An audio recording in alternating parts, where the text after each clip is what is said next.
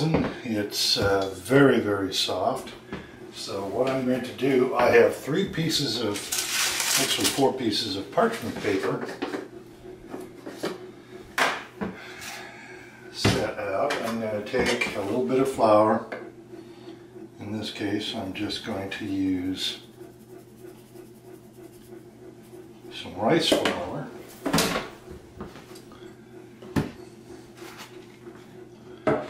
And I'm going to take a plastic bench scraper and I'm going to turn this out right onto the counter.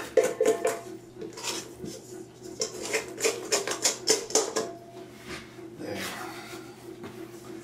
Now I'm going to just kind of divide this into thirds. Now normally this would make 2 16, 18-inch pizzas. And go ahead and do that if you're putting it in a conventional oven. But chances are very good that I'm not going to be able to handle a pizza that big, seeing how I'm going to be baking on a Weber. So I'm going to take each one of these and I'm just going to put it right in the middle of one of these pieces of parchment. I have to kind of move these around because I am short of space. And then I will clean up. Alright, so I'm going to take one of my pieces of dough. I've got the counter cleaned up. I'm going to take an extra piece of parchment paper, put it right on top of there. Now, I made a rolling pin that is just the size of the pizza that I can get on the Weber grill. So what I'm going to do is use this, and then I can measure it with my rolling pin.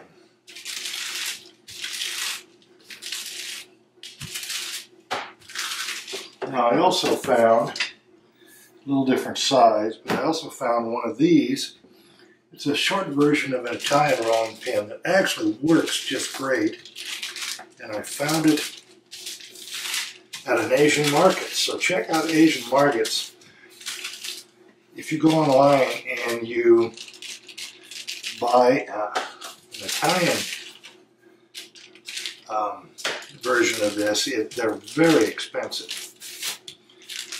And this, surprisingly, was $2. So I'm just kind of working from the center out toward the edge.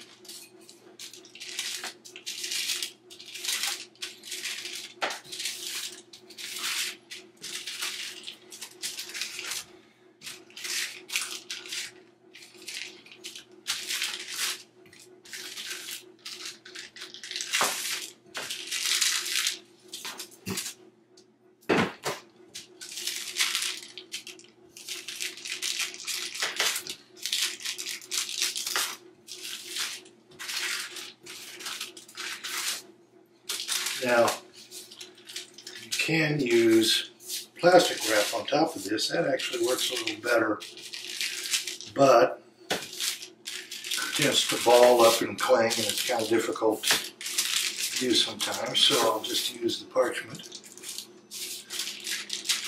Work that out a little bit.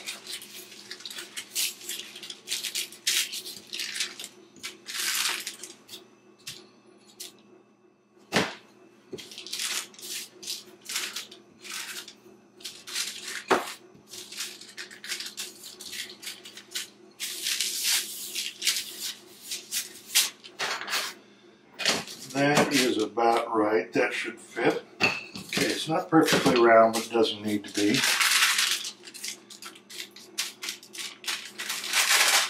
Now, very carefully peel your parchment off.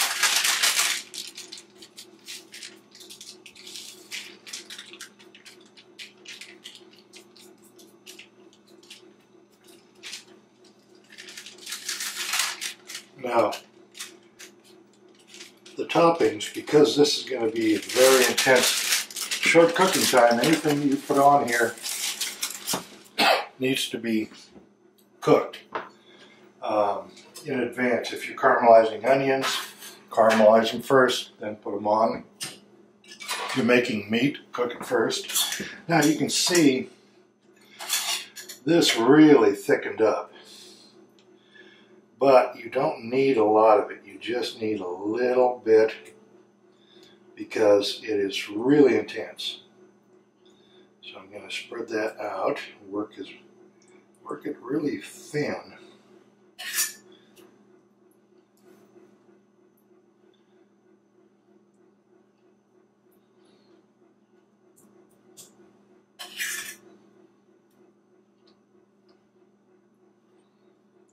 Because there's so much flavor here that you don't need a lot.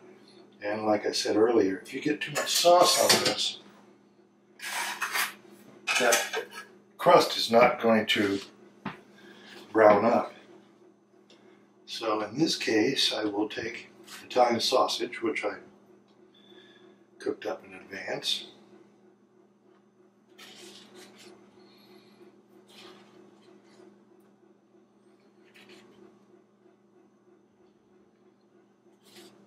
And there again, be sparing with your toppings. This isn't a Chicago-style pizza where you're going to put 2 inches of toppings on top of the pizza. Now, usually I would grate some fresh mozzarella, but where I'm at now, it's kind of hard to come by, so I'm just going to use some pre-shredded mozzarella.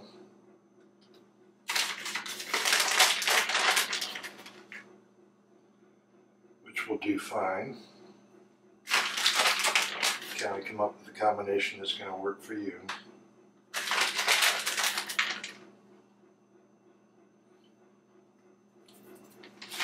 Now, in order to move this, I'm going to just take the parchment paper and I'm going to slide this whole thing onto a cutting board. Or if you happen to have a pizza peel, you can use that. Now, continue and we'll make the rest of our pizzas. Or you can make another one while one is baking, if you're quick.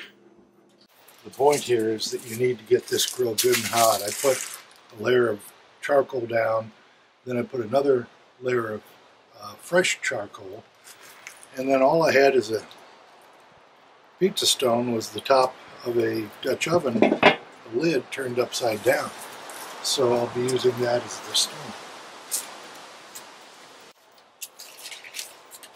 Now that we're up to heat, I'm going to take the top off and simply put the pizza right on top. And we'll check it again in, I'm going to guess, about 6 minutes. See what it looks like.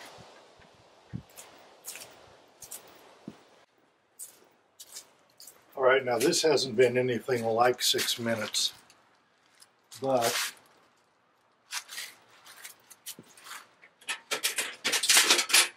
I don't believe this has been even close to 6 minutes, but it smells like it's done, so I'm going to check it.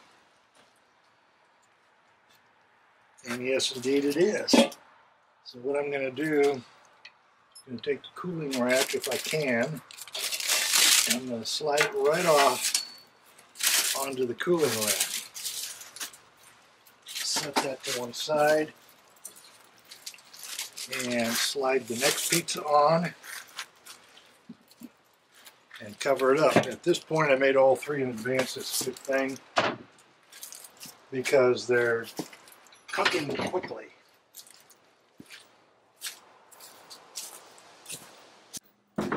So I'm going to set the pizza down, try to get the paper out from under it. Kind of messy, but there it is. And I'll let that cool for about 5 minutes. Now the pizza is cool. It's crispy. You can see it's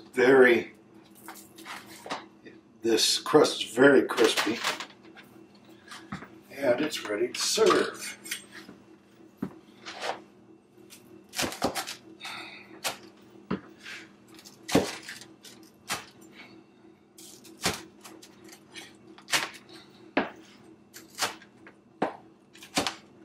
There we go. Pizza on the grill. So that's how you make naturally leavened thin crust pizza with or without an oven. As always, I'd like to encourage you to subscribe to my channel and share these videos with your friends. So until next time, take care.